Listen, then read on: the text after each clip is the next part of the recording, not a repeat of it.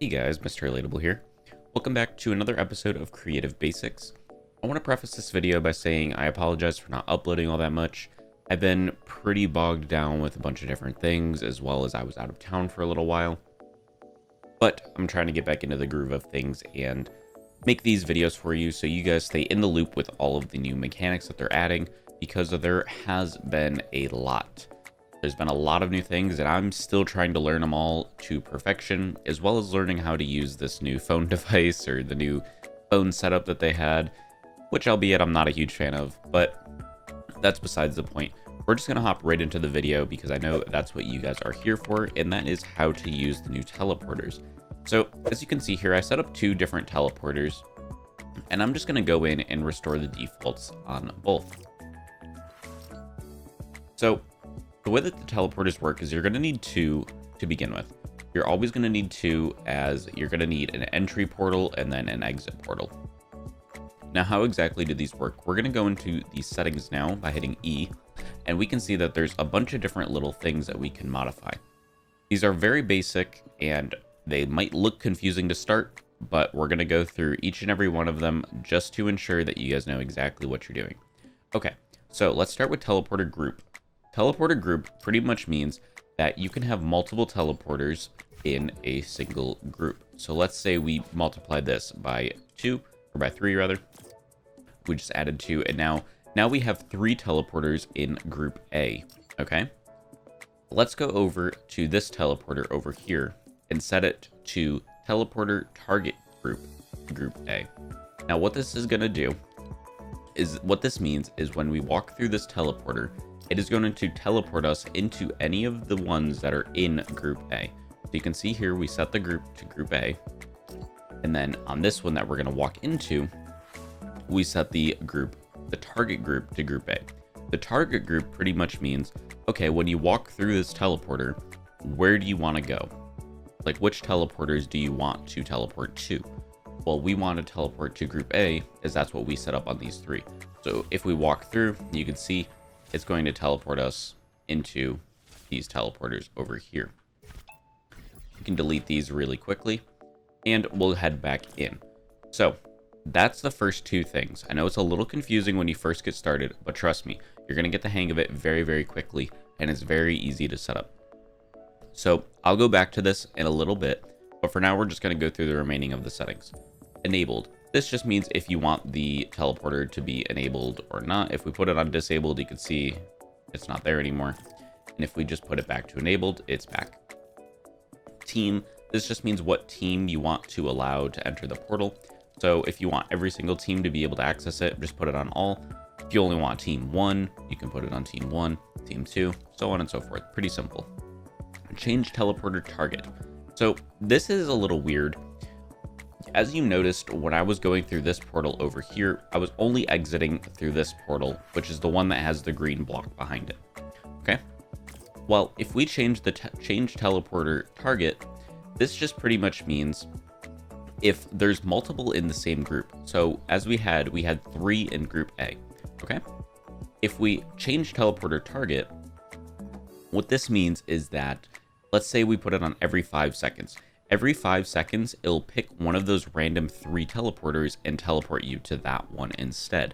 So if we just copy this again really quickly, and we're going to put this back to never, and then we're going to change this to change teleporter target every 5 seconds. Every 5 seconds, it'll pick one of these random 3 teleporters and put us into that. So if we enter, you can see we exited out of the 3rd one this time.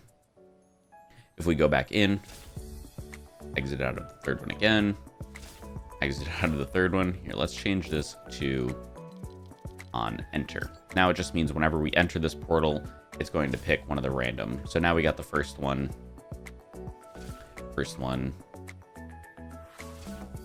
third one.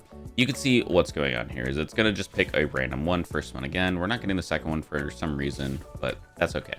As you can see, it's picking a random portal, and we're just going through it. Maybe it's because the second one is too close. I don't really know. But as you can see, it's picking one of the 3 in the group A. Now that's what that's going to do. A little confusing, I know, but all you have to know is that if you have multiple teleporters in the same group. So if we have multiple under group A, then we could make it so it changes the teleport target every 5 seconds, 10, 20, 30, 40, 50, or a minute, or just on enter. And what that's just going to mean is it's going to pick a random one out of that group to teleport you to. Pretty simple, however, a little complex. Kind of weird sentence, but anyway. Teleporter rift visible. Pretty simple. If you want this to be visible or not, if you want this physical, like, I don't know, portal to be visible or not. Play visual effects. Once again, very simple. If you want it to actually make a noise, and if you want it to show the visual effects when you enter the portal, and then if you want them to play the sound effects, you can also do that. So you could turn them both to yes or no. Pretty simple. Conserve momentum. What this pretty much means is that, let's say you're traveling very quickly into the portal, so you jump down into it like this. So you're traveling super quickly. Conserving the momentum pretty much means when you exit out of the other side, you will remain at that speed. So if we're just dropping at this fast and we enter a portal, we're going to keep that falling speed. If we have this on no, that pretty much means whenever you teleport, it's going to just put you right at normal speed. You won't conserve any of the speed that you had previously. You'll just be at normal, regular speed after you teleport. Face player in teleporter direction. What this pretty much just means is that if you move this teleporter, like if you want to rotate it and stuff like that, like if we rotate it this way and stuff like that, it'll face, when the player enters the portal, they will face that direction after they exit. Pretty simple.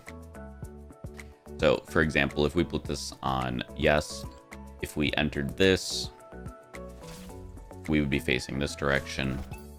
Now, if we rotate it like so, we're going to be facing this direction now. Hope that makes sense. Pretty self-explanatory for the most part.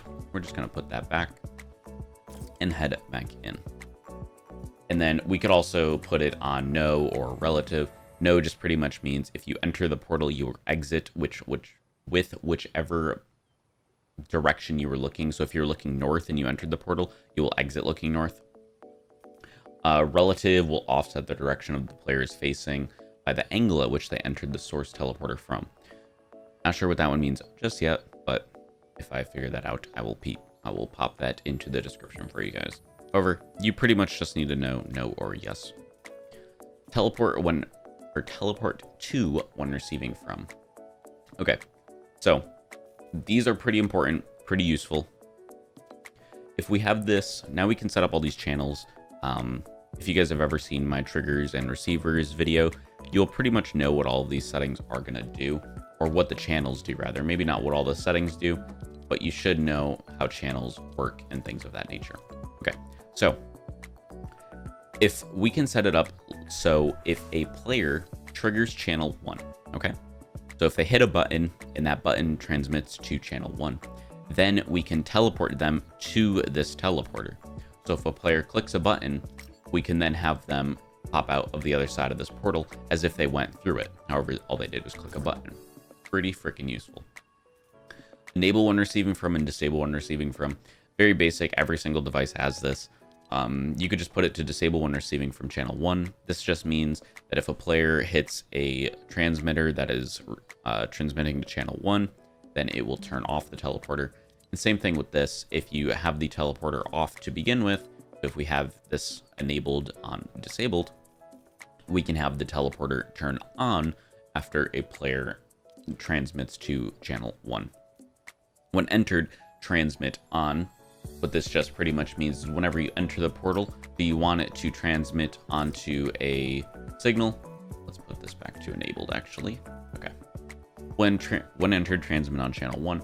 So now we can have it so when we enter the portal, it's going to transmit to channel 1. Pretty useful if you want them to, let's say they enter the portal and you want a HUD message device to play as well as a sound effect. What you can do is have them enter the portal and then on channel 1, set up the HUD message device and sound effect.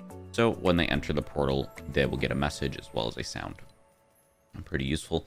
And when teleporting to transmit on, this one pretty similar, except this means instead of when you enter this portal, it's when I would enter this one, and then it would put it to channel 1 or whatever we set up. So this pretty much just means whenever you teleport to this one, it's going to play the sound effects or play whatever you have set up.